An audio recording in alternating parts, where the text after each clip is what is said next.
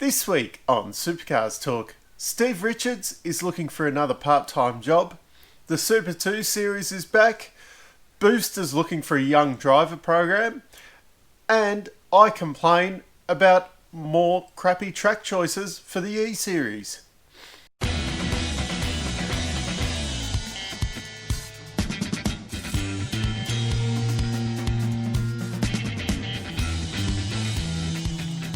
So this week it came out that Steve Richards has got the arse from Team 18. You might say he wasn't going to be a co-driver there this year, but he had the job title of relationship manager. That sounds like something that you might give the boss's daughter or something like that. Not quite sure. He's schmooze the sponsors or something like that. Bit of an interesting role. Anyway, with this whole COVID thing, it seems he's been a casualty of it. Nothing really against him, but is he the kind of guy that you'd really want there schmoozing the sponsors? They've got Mark Winterbottom, whose personality is a bit drab, so, why have someone else with a more drab personality?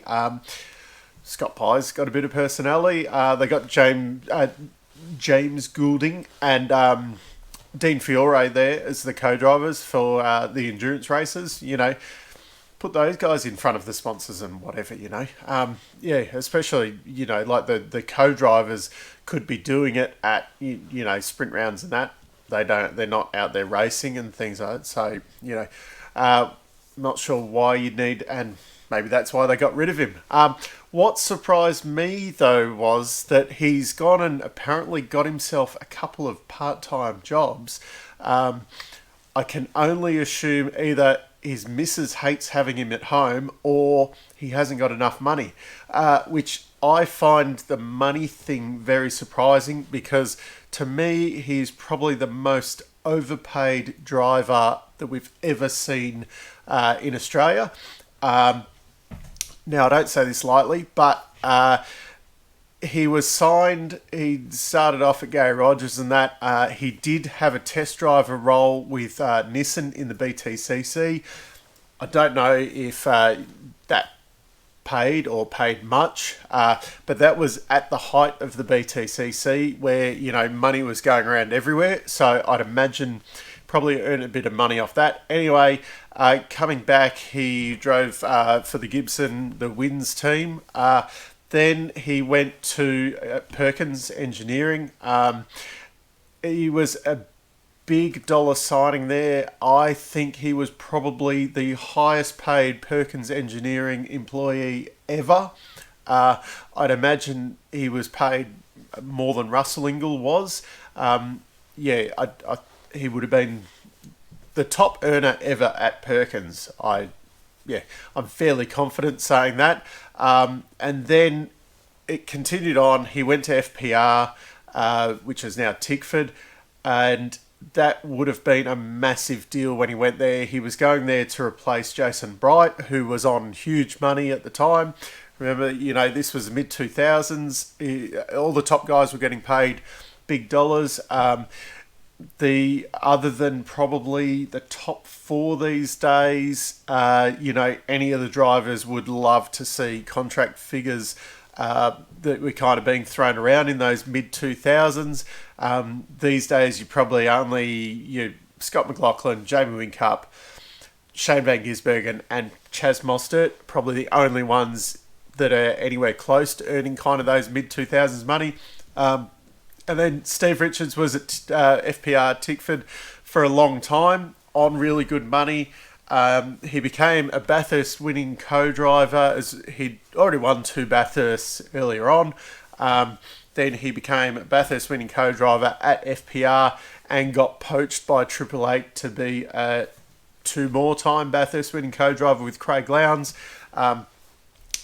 Triple Eight would be paying their co-drivers very well, and because he was poached from FPR to go to Triple Eight, it's not like you just won Bathurst with them, unless they were coming along, with more money.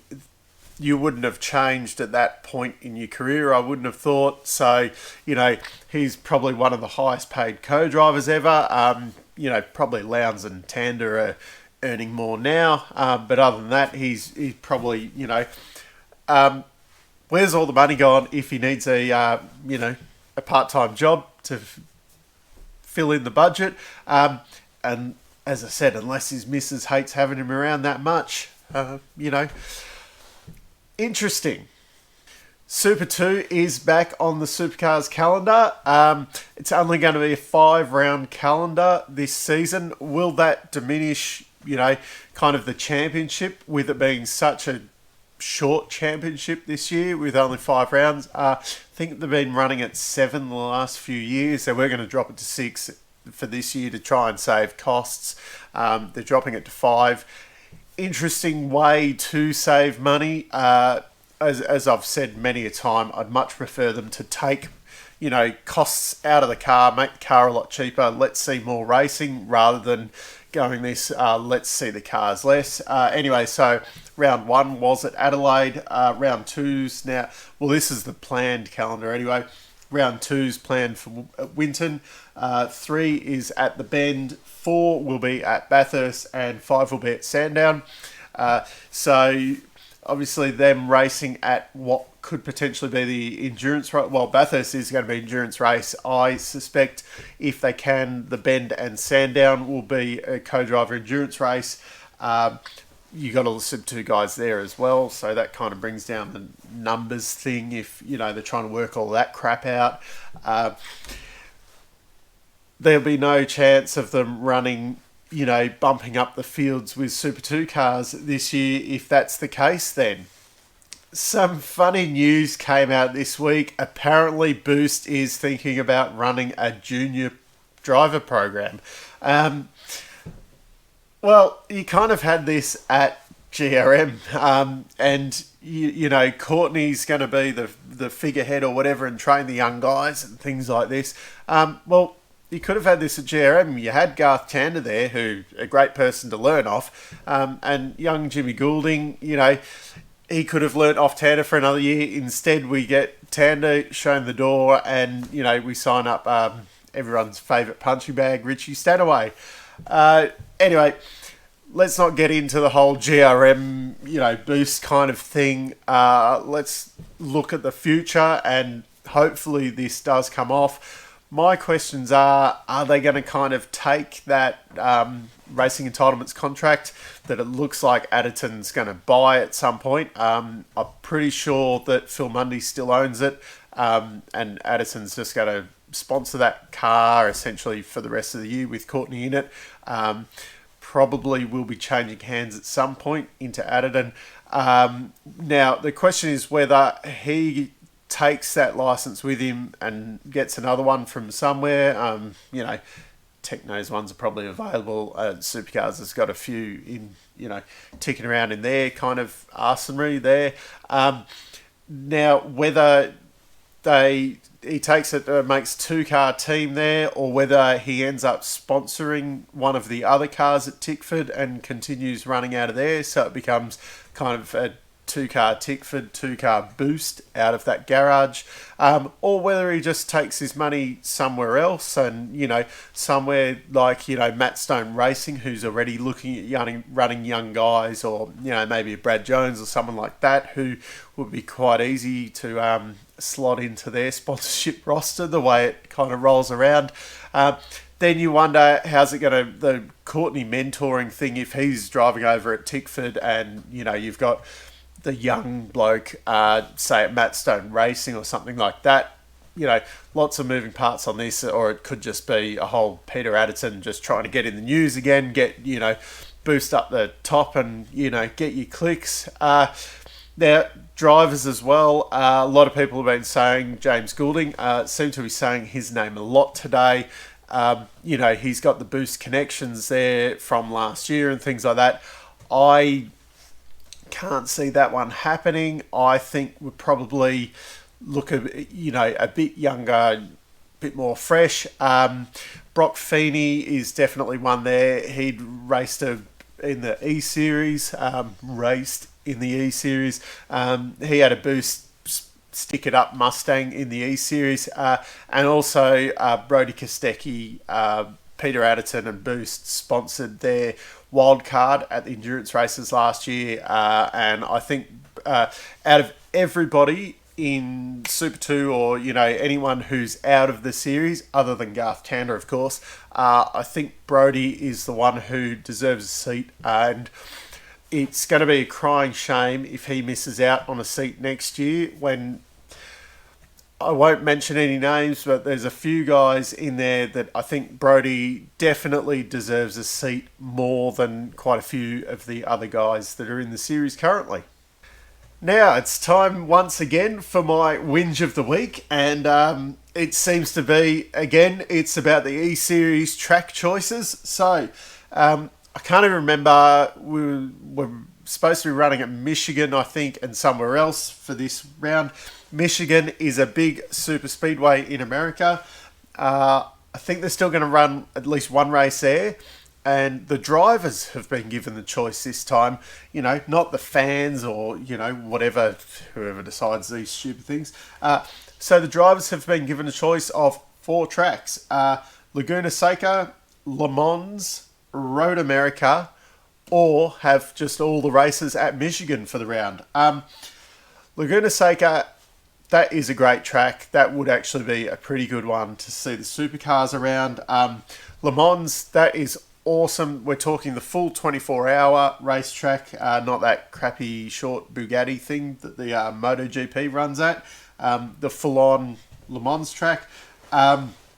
Unfortunately with that though, the cars will spread out like they have on any of the big tracks, and it will be a snooze fest. So as much as I love the Le Mans track, that is, other than Formula 1 car, really, I think you've got to be driving like an LMP1 car around there to make it worthwhile. Road America, brilliant track, but it is a big track, and once again, I fear that the cars will spread out too much. And Michigan, well, it's a big super speedway, so I think they're essentially going to run flat out, and yeah, it's just boring. I have come up with my own list of tracks here. Milwaukee Wild, Gateway, they're shorter ovals in America. You'd actually have to brake into the corners and things like that. It would be a lot more interesting, and you get that, tight oval racing. Bristol, how about that one? If I'd suggest having a look at a race from Bristol. If you don't know Bristol, it's a short oval in America. It's real short. And the banking's like that. It is insane. I'm not sure how the cars would go. Maybe the cars don't work on there, but it is a game. So let's bump up the ride height and watch them go. Let's have some, it is an eSeries. It's not real. Let's have some crashes and some fun. And also just, I've been saying Tsukuba and things like that. There is also Alton Park. It is a UK track. It's a nice, small venue, a bit like some of our kind of permanent circuits. I think that would be a good place to watch them race. Once again, down in the comments, let me know what you think about the track choices. And if you want to get in contact with me, supercarstalk@gmail.com. I am trying to advertise this channel a little bit more. I'd like some suggestions on where to advertise it, because, I'm not sure if Supercars will let me put it up on their website or anything like that. But if there's anywhere that you could, share it with some people, get a bit more subscribers, a bit more of a community going, that would be great. Look forward to hearing from you, and until next time, I'll see you later.